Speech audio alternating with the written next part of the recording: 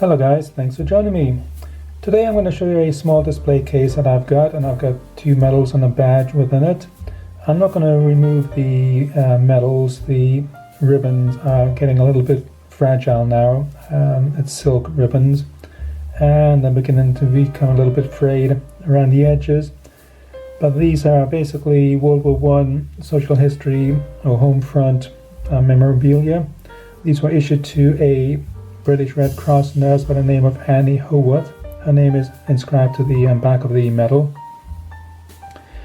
The medal to the bottom left is the British Red Cross War Services Medal, and that was issued to Red Cross nurses who worked in British hospitals during World War I and who didn't work in France and were therefore not entitled to the War Services Medal. It's quite a nice medal. As you can see, it has the Red Cross symbol on the front in a wreath, and it says on it, British Red Cross Society for War Services 1914 to 1918. It was issued in 1920 and it was worn on the nurse's uniform. It's not an official medal as such. The enameled medal to the right, the Red Cross medal there, again it says the British Red Cross Society, and on the top it says proficiency in Red Cross nursing. So as I say, these medals belong to a nurse by the name of Annie Howith, who is probably English. The name is English. It's quite common in the Lancashire area apparently. I don't have any of the details, I'm afraid, other than the name that's inscribed in the back of the medal. It also has her membership number, but I have not been able to find out any other details. Her membership number is a 3-digit number. The medal to the right was also issued in the Second World War period, I think on the late 1930s up until about, I think maybe the early 1950s. But the medals that I've seen from that period tend to have membership numbers in the 5 figures. So that's why I'm thinking this is probably a World War I issued proficiency medal.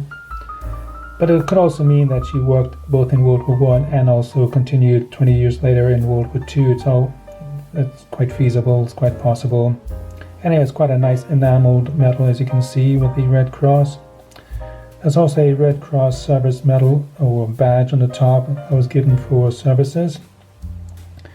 The War Service Medal was given to the Red Cross nurses, volunteers who worked at least 1,000 hours during 1914 to 1918 period. They were mostly unpaid volunteers, mostly middle class women who worked as volunteer nurses.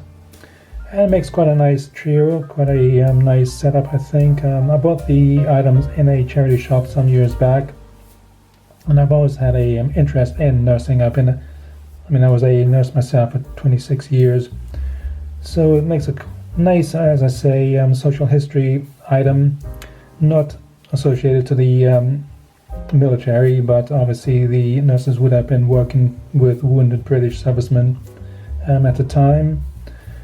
And if it focuses,